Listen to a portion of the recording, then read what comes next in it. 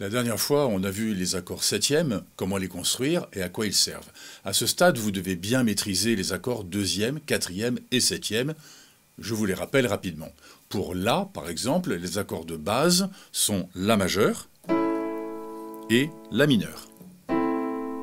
Et les dérivés ou les variantes de ces accords de base sont le La deuxième, où j'ai remplacé la tierce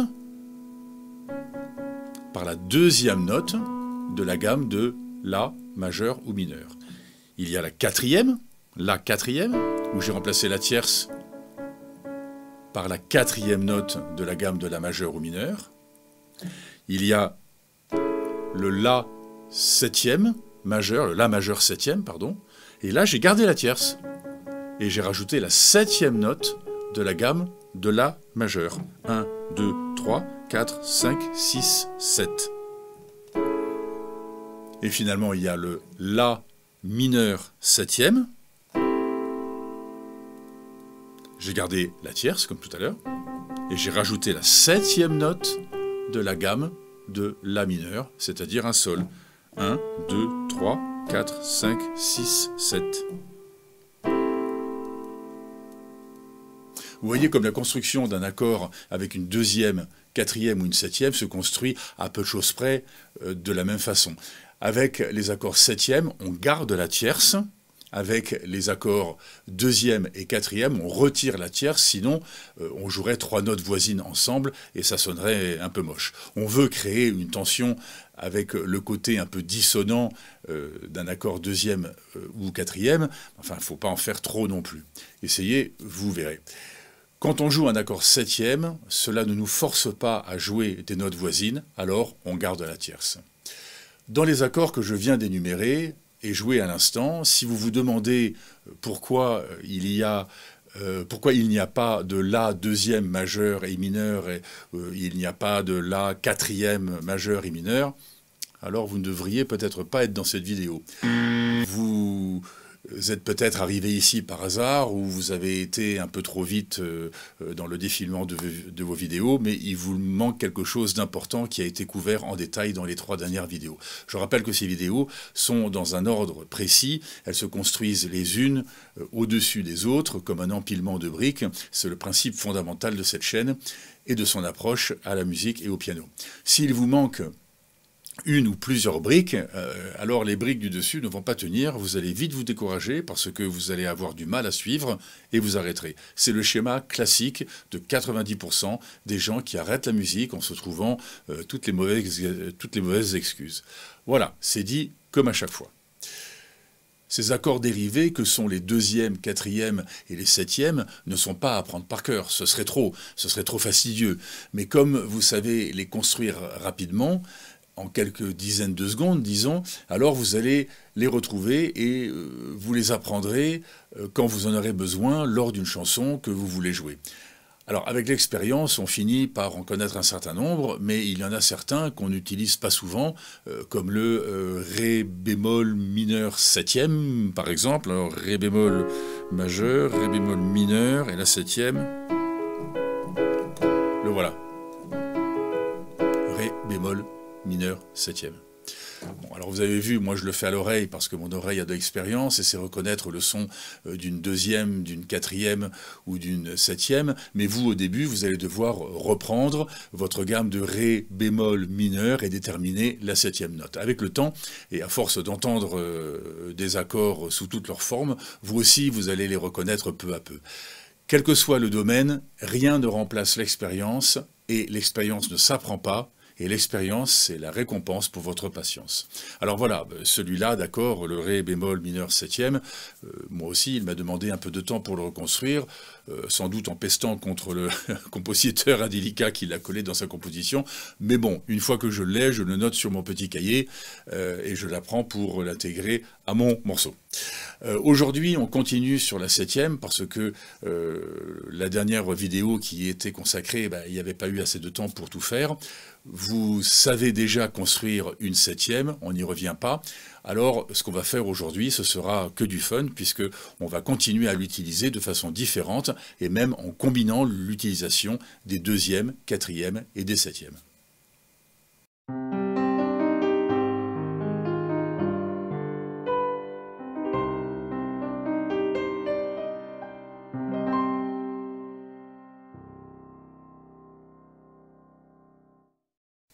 On a un peu évoqué au cours des vidéos passées les transitions entre les accords et entre les mesures.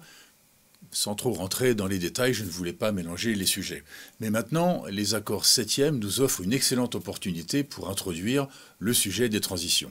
On a déjà commencé dans la dernière vidéo à remarquer comme un accord septième pouvait servir de transition vers un autre accord et vers la mesure suivante. Vous vous souvenez, le coup de la note haute commune aux deux accords. On se le refait un petit coup parce qu'il faut bien comprendre comment fonctionne ce tour de passe-passe de la note haute commune.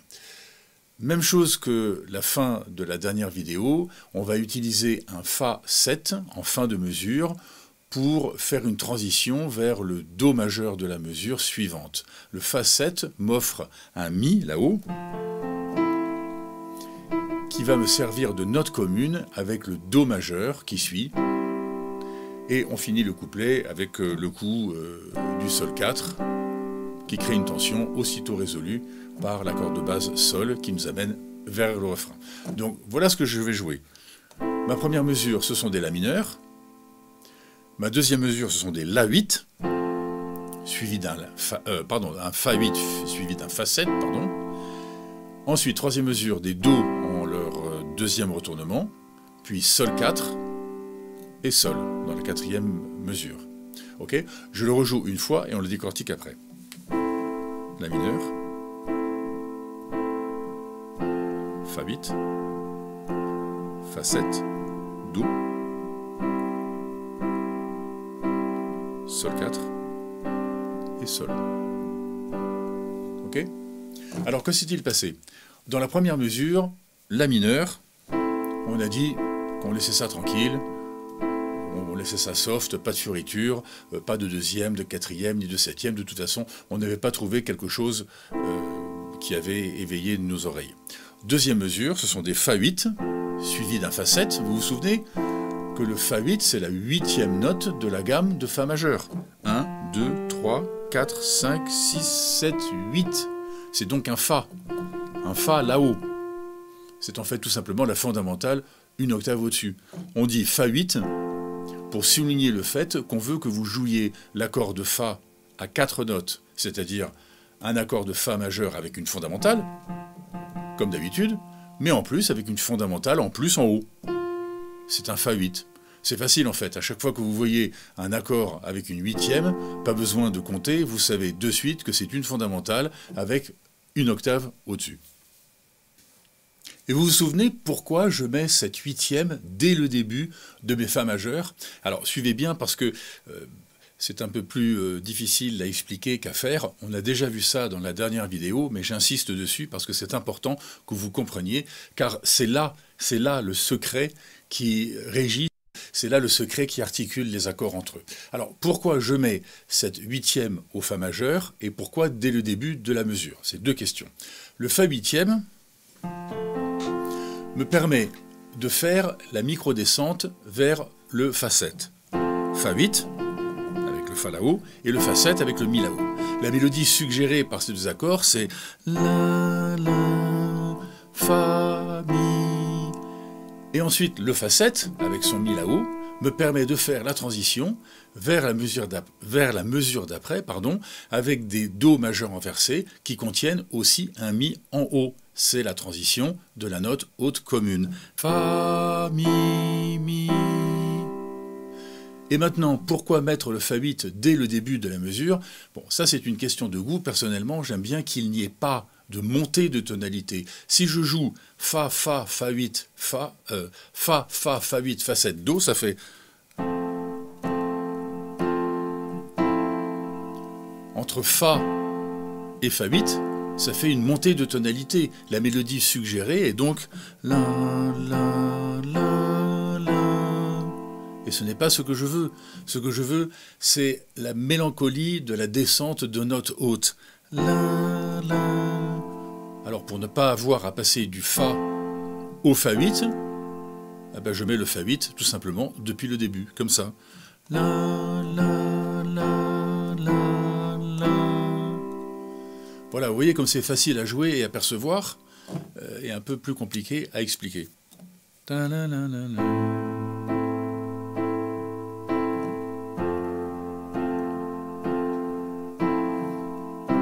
Troisième mesure avec les Do majeurs, on avait dit qu'on laissait ça tranquille. Et finalement, la quatrième mesure, la formule magique de l'accord 4 suivi de son accord de base, pour envoyer la phrase suivante. Sol 4, Sol.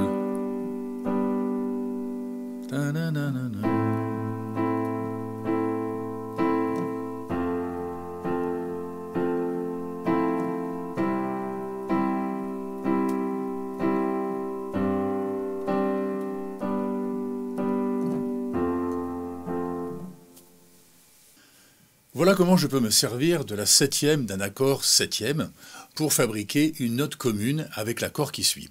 On peut aussi le faire avec des deuxièmes ou avec des quatrièmes, mais celles-ci ne sont jamais a priori des notes hautes. Hein? Dans un accord de Do majeur, la deuxième, elle est ici, et la quatrième, elle est là. Dans les deux cas, ce ne sont pas des notes hautes. Or, on sait que les transitions sont très remarquables quand elles sont faites avec les notes hautes des accords. Donc, les septièmes se prêtent particulièrement bien aux transitions. Oui, mais en fait non, pas spécialement. Dans sa forme initiale, un Do majeur septième, Do, Mi, Sol, Si, avec sa septième en haut, là, c'est le Si, parfait. C'est ce qu'on veut pour faire une transition qui se remarque parce que cette septième est une note haute. Les accords deuxième et quatrième, par exemple un accord deuxième ici ou un quatrième ici, la deuxième et la quatrième sont au milieu de l'accord et ne sont pas en note haute. Oui, mais si je les renverse. Hein? Bon, regardez. Démonstration par exemple. Disons que je veux faire une transition entre un Do majeur et un Sol majeur, quelque part dans une chanson. Je vais y introduire une deuxième ou une quatrième ou une septième dans mon premier Do, dans mon dernier Do de ma mesure à 4 temps. Donc, mon Do majeur c'est Do, Mi, Sol, mon Sol majeur c'est Sol, Si, Ré. Je dois donc inventer une transition entre ces deux accords en faisant le coup de la note commune. J'aimerais bien que la note commune soit la note haute du Sol majeur, c'est-à-dire le Ré. Ok, ma note commune sera le Ré. Mais un Do majeur ne contient pas de Ré. Pour faire un Do majeur avec un Ré dedans, je peux jouer un Do2. Do2, c'est Do, Ré, Sol. Du coup, ça fait ça. Do, Do2, Sol. Ok, pas mal. J'ai bien une note commune, aux deux accords, c'est le Ré. Mais c'est une note haute dans mon Sol majeur, c'est super. Mais pas dans mon Do2. Alors que j'aimerais que le Ré soit une note commune dans les deux accords, soit une note commune et haute dans les deux accords pour bien entendre la transition. Alors qu'est-ce que je peux faire? C'est évident, non? Je peux renverser le Do2 autant de fois qu'il faudra pour me retrouver avec un Ré en note haute. Allons-y. Do2, c'est Do, Ré, Sol. Je le renverse une fois. Je prends le Do, je le mets là-haut. Ça fait Ré, Sol, Do. Ok? Bon, mon Ré n'est toujours pas en haut. Je recommence alors. Je prends mon Ré, je le renverse, je prends le Ré, je le mets là-haut. Ça fait donc Sol, Do, Ré. Hein, c'est le deuxième renversement du Do2. Mais à force d'envoyer mes notes vers le haut, je suis un petit peu trop haut. Pas grave, je prends tout ça, je baisse de une octave. Voilà, pas de problème. Je prends mon accord Do2 que je jouais là-haut, je le baisse de une octave. Et voilà mon Do2 renversé deux fois. Sol, Do, Ré, une octave plus bas. Et puisque mon Do2 de transition est renversé deux fois, je vais aussi renverser deux fois les trois Do majeurs avant pour grouper mon jeu. Du coup, voilà ce que je vais jouer. Do, Do2, Sol.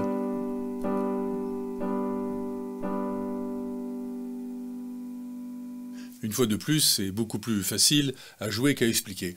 Regardez comme c'est facile de jouer ce tour de passe-passe. Je commence par Do, deuxième renversement. Do2, deuxième renversement. Et Sol.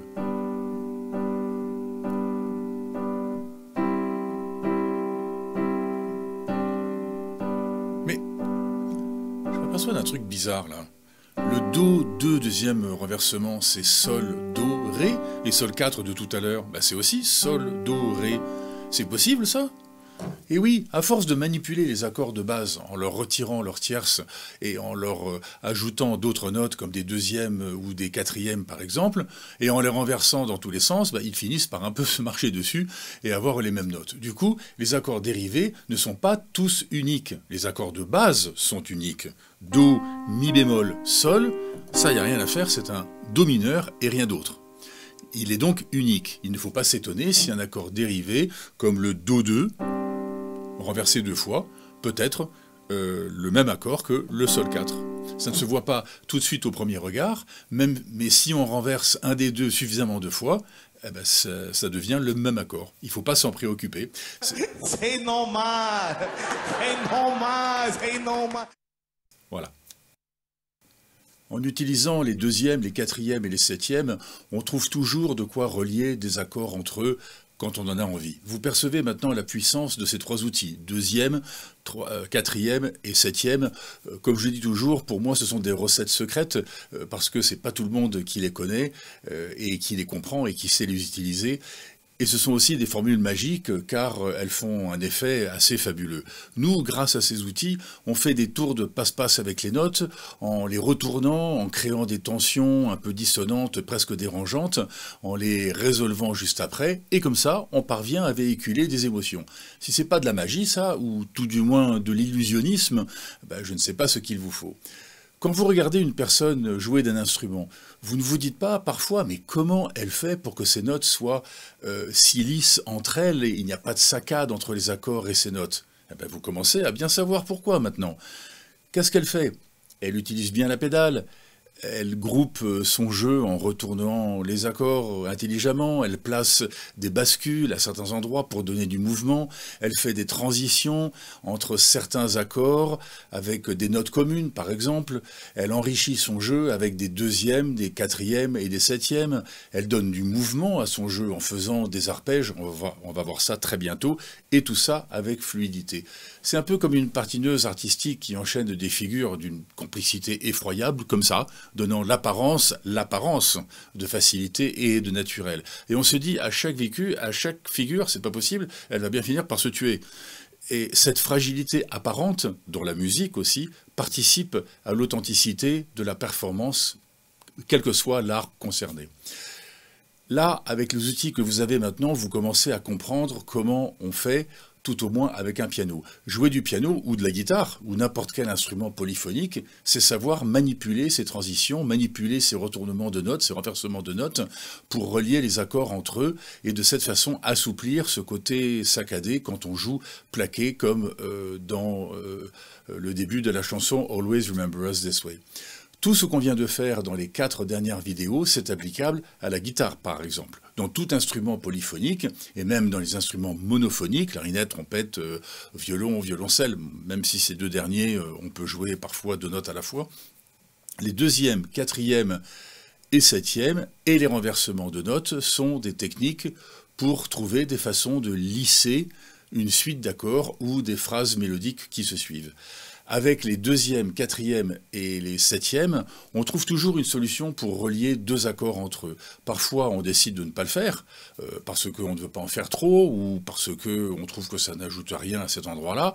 Mais ça, c'est une question de goût. Techniquement, avec ces 4 outils, deuxième, troisième et septième, et les renversements, j'avais oublié les renversements il y a un instant, on trouve toujours de quoi faire des transitions, et plus particulièrement le coup de la note commune, de la note haute commune, comme on vient de voir.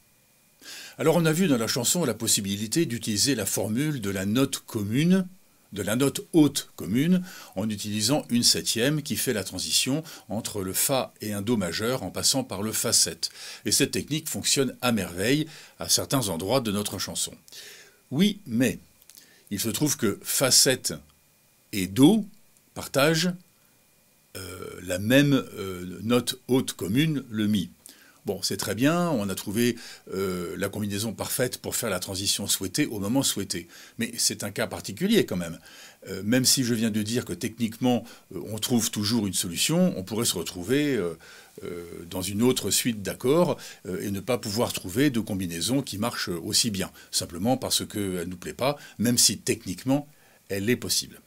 Alors, modifions la partition si après la mesure des Fa majeurs, la mesure suivante est faite avec des Sol majeurs et pas des Do majeurs comme dans la chanson. Comme ça.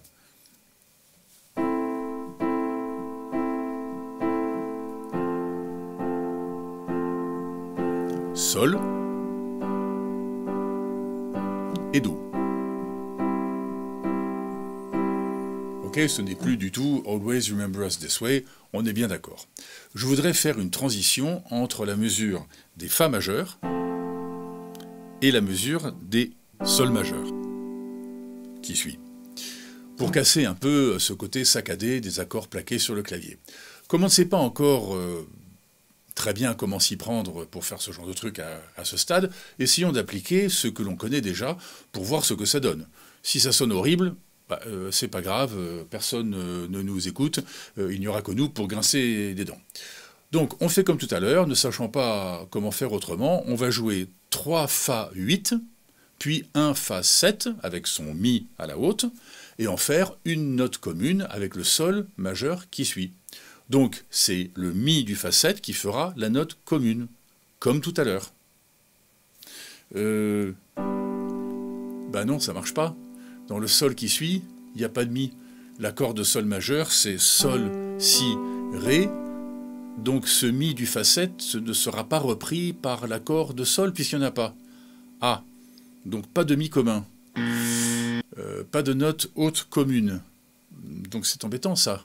Il va falloir trouver une autre façon de faire cette transition tant désirée.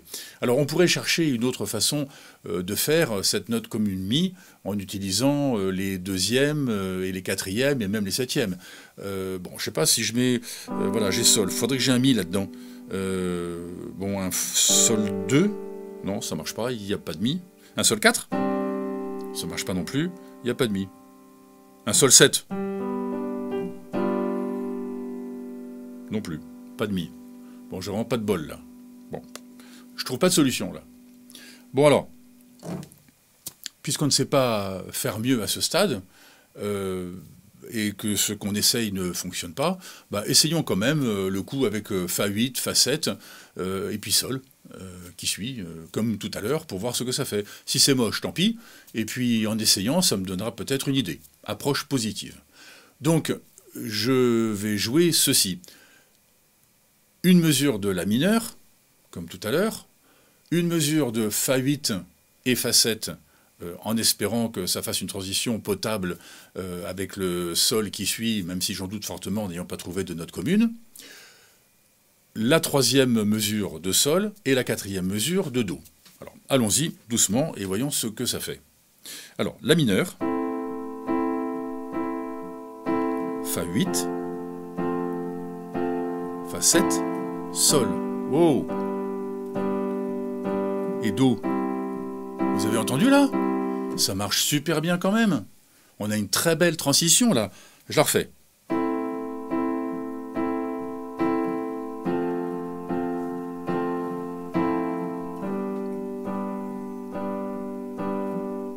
Quand je vous dis que parfois on essaye un truc sans trop y croire, et ça fait quelque chose d'inattendu que l'on n'espérait même pas.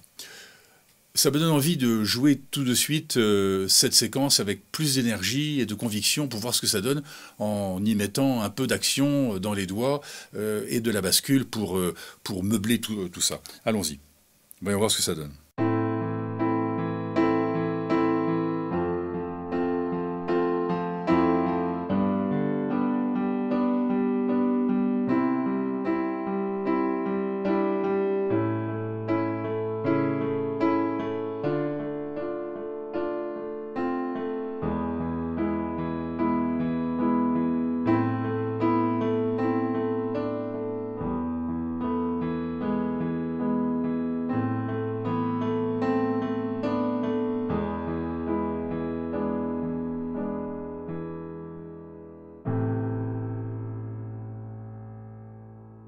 Pardon, je suis un peu laissé emporter par cette séquence d'accords que j'ai voulu terminer sans la laisser en suspens. Mais repassez-vous cette séquence de vidéo et étudiez-la bien.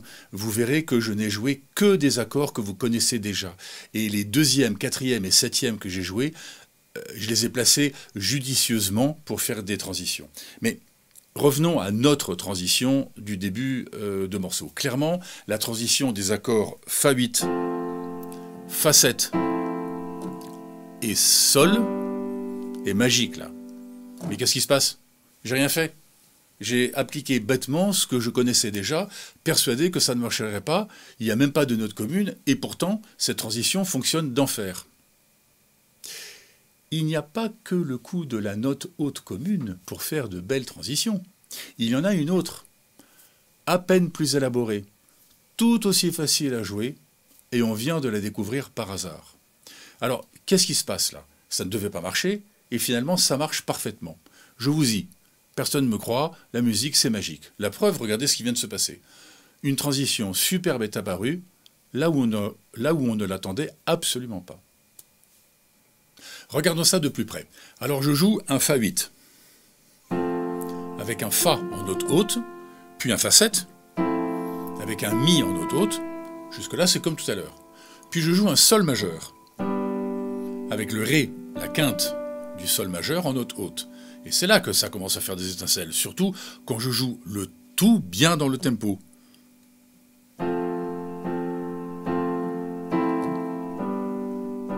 Voilà, regardez bien ce que font mes notes hautes. Fa8 avec un Fa à la haute, Fa7 avec un Mi à la haute, et finalement Sol avec un Ré à la haute. Mes notes hautes font donc Fa, Mi, Ré. Elles font une petite descente de la gamme dans laquelle on est. Et comme vous savez maintenant, en piano, une petite descente qui lie deux mesures, ça fait souvent dresser les poils du dos. Donc la transition ici n'est plus une transition faite avec une note haute commune, il n'y en a pas, mais cette transition est faite avec des notes hautes qui chantent une petite mélodie. Ce n'est plus le coup de la note haute commune, mais le coup de la mini-descente le long de la gamme. Et voici, mesdames, messieurs, vous venez de découvrir une autre petite formule magique qui fait un effet d'enfer. Pour bien vous la faire remarquer, je peux chanter cette petite descente en même temps que je joue, cette petite mélodie implicite jouée par les notes hautes de mes accords. Écoutez.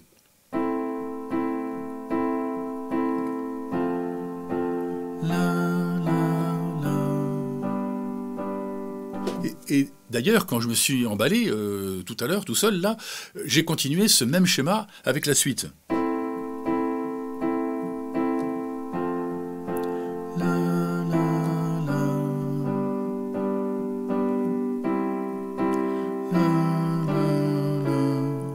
Etc., etc. Et d'ailleurs, la mélodie des transitions en notes hautes qu'on vient de faire et que je viens de chanter sert très souvent à composer ce que vont chanter les chœurs, si on veut en mettre. C'est ce que je viens de faire en chantant.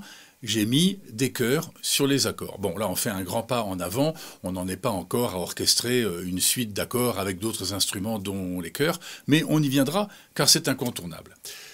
Les accords Fa8, Fa7 et Sol suggèrent la descente Fa, Mi, Ré, et font parfaitement le job de faire une belle transition entre les mesures de Fa et de Sol de la chanson. Fa8, Fa7 et Sol, voilà une petite descente Fa, Mi, Ré. Pardon. Voilà, cette petite descente, on l'entend bien parmi les autres notes des accords, parce que, vous vous souvenez, que les notes hautes des accords s'entendent toujours mieux que les notes basses et qu'elles donnent à la suite d'accords une sorte de mélodie qui se détache, que j'appelle une mélodie suggérée par les accords ou une mélodie implicite aux accords. Et d'ailleurs, ce qu'on vient de faire, c'est une des techniques que j'emploie parfois quand je trouve une suite d'accords qui me plaît et que je lui cherche une mélodie. Je joue et je rejoue cette suite d'accords, j'écoute bien, j'essaye de chantonner quelque chose dessus, et si rien ne me vient, alors je chante les notes hautes de mes accords. C'est une mélodie possible qui ne peut pas être fausse pour cette suite d'accords, puisque ces notes viennent des accords eux-mêmes que je joue. Cette mélodie suggérée, de notes hautes des accords m'est offerte par les accords que je joue. C'est offert, c'est gratuit, sans même avoir se creuser la tête. Cette mélodie de notes hautes est déjà sous votre petit doigt, puisque c'est sur les hautes, ça serait bête de ne pas en profiter. Quand je ne trouve pas de mélodie qui m'accroche de façon spontanée sur une suite d'accords, écouter les notes hautes de mes accords me donne toujours une bonne amorce sur laquelle je vais développer une mélodie qui me plaira et espérons qu'il plaira à d'autres. Ça fait partie de la naissance d'une chanson, mais bon, là encore, c'est un bond en avant. On a quelques petites choses à voir avant. Donc, pour cette suite d'accords, il m'est venu, à force de l'écouter, ceci. Par exemple, un truc très simple. On va commencer par ce mi là.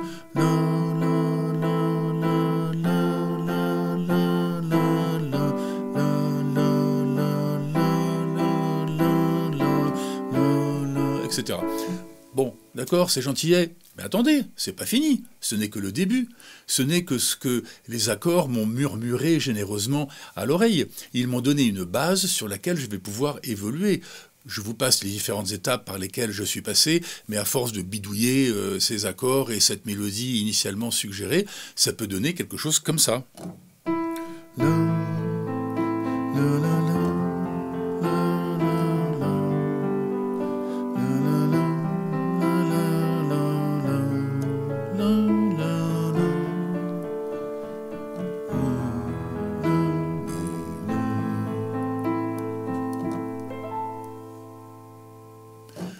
Vous entendez bien que ce que je viens de jouer et de chanter est une évolution des accords et de la mélodie d'origine.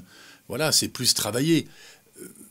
Je viens de fabriquer un petit bout de chanson, c'est-à-dire une suite d'accords, qui est l'accompagnement que je joue avec mes doigts, sur lequel vient se poser une mélodie que je chante avec ma voix, qui m'a été suggérée initialement par les notes des accords eux-mêmes. Les accords sont très généreux, ils vous mettent sur la voie d'une mélodie. Ne l'oubliez jamais ça, c'est quand même vachement sympa de leur part. À partir du moment où on a l'accompagnement et la mélodie des différentes sections de la chanson, les couplets, les refrains, qui sont en général à peu de choses près tous les mêmes tout au long de la chanson, à partir du moment où on a tout ça, la chanson elle est faite. Après, ce n'est qu'une question de décider comment on va accrocher les wagons à la queue leu-leu, C1, C2, R1, R2, C3, C4, etc. comme dans la chanson Always Remember Us This Way. Et ensuite, on peut passer à la phase de faire une orchestration, mettre du piano, de la basse, des violons, de la guitare, des chœurs. À quel moment les mettre ? Là aussi, il y a des recettes de cuisine et des formules magiques. On y reviendra sur comment on s'y prend pour fabriquer une chanson. Mais d'abord, comme j'ai dit, il nous manque encore certains éléments. Mais si j'insiste tout de même là-dessus un peu tôt, c'est que je voudrais le plus tôt possible que vous associez dans votre esprit les accords et la mélodie implicite qu'ils possèdent dans leur cœur.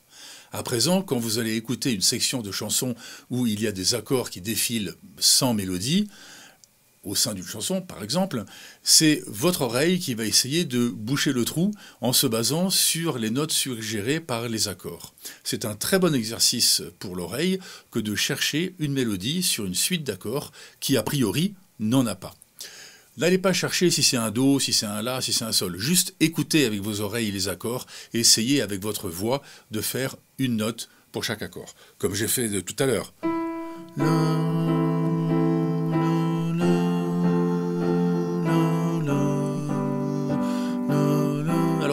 Voilà, c'est pas grand-chose comme mélodie, c'est simple et monotone, mais c'est une bonne base de travail sur laquelle on va pouvoir évoluer. On y viendra. Comme avec les accords avec les deuxièmes et les quatrièmes, c'est à vous d'expérimenter les septièmes comme on vient de le faire. Le juge sera votre oreille. Vous avez vu comme parfois quelque chose d'inattendu peut apparaître là où on ne l'attendait pas. On ne se dit jamais « ça ne marchera pas ».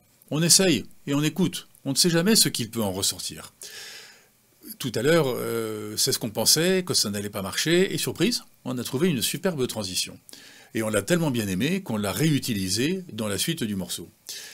Et comment on fait pour trouver des transitions entre les accords ? Eh bien, il faut les chercher. On se dit, tiens, là, on aimerait bien qu'il y ait une transition. Alors, on s'attarde sur ces deux accords et on voit comment on peut les relier l'un à l'autre. Commencer par intercaler un accord septième, voir ce qu'il en ressort. quelque chose de sympa peut-être ou pas, je ne sais pas, une note commune, une petite descente comme tout à l'heure, ou peut-être va-t-on découvrir une montée au contraire qui va donner de l'élan que l'on recherchait vers le prochain accord. Les règles que je vous suggère ici sont des directives, ce ne sont pas des lois absolues, mais ces directives donnent un excellent point de départ pour essayer plein de trucs et amènent par accident, même parfois, vous avez vu, à une combinaison d'accords qui interpelle notre oreille et qui vous dit si ce que vous avez joué, en fait, c'est ce que vous cherchiez. Et votre caisse à outils est bien garnie maintenant. Vous avez les accords de base, les accords dérivés, c'est-à-dire les deuxièmes, les quatrièmes et les septièmes, et les renversements de tous ces accords. Avec ça, vous avez tout ce qu'il vous faut pour manipuler les accords dans tous les sens, pour enrichir votre jeu et pas tout simplement rester à un niveau où vous allez scander les mêmes accords dans toutes vos mesures. Le programme de votre demi-heure quotidienne ne change pas beaucoup, mais s'enrichit peu à peu. On commence toujours par quelques gammes issues de vos tableaux de gamme majeure et mineure et quelques accords de la page de dictée d'accords. Entretenez la mémoire de vos mains gauche et droite et jouez des octaves et des accords. Quand vous jouez un accord pour vous exercer, par exemple un mi majeur, voilà, jouez mi-mi à la main gauche. Et l'accord à 4 notes de la main droite. Qui peut le plus, peut le moins. Si cet accord à 6 notes vient automatiquement et immédiatement au bout de vos doigts, alors le même accord avec moins de notes viendra encore plus facilement. Et à chaque fois que vous jouez un accord, cherchez à jouer la deuxième. Pardon, quatrième, voilà. Il ne faut pas les apprendre par cœur, mais ça entraînera votre cerveau à faire cette gymnastique et ça habituera votre oreille à reconnaître ces dérivés d'accords. Vous avez vu, j'ai fait une faute et j'ai entendu que c'était pas une deuxième et que la deuxième elle ne devait pas être loin, mais c'était pas tout à fait ça. Jouer par exemple un mi majeur à 4 notes, voilà, puis à 6 notes, peut-être comme ça aussi, avec une quinte, c'est toujours joli, une autre combinaison. Ok, majeur, mineur, deuxième, quatrième, septième majeur, septième mineur. Et cherchez à faire des transitions avec les accords de la chanson Always Remember Us This Way à votre façon. Un peu au début, lors du C1 et C2, un peu plus dans le R1, en montant comme ça en énergie au fur et à mesure de la chanson jusqu'à R2. Vous avez désormais tous les outils, deuxième, quatrième, septième et tous les renversements possibles et imaginables. Vous avez tous les outils. Il n'y en a quasiment pas d'autres. Repassez-vous plein de fois ce que j'ai joué quand je me suis un peu lâché tout à l'heure et regardez comment j'ai joué la suite d'accords du mini-morceau. Il n'y a rien que vous ne puissiez plus comprendre maintenant. Mettez sur pause au bon moment pour voir ce que je joue et les transitions que je fais. Et essayez de faire pareil.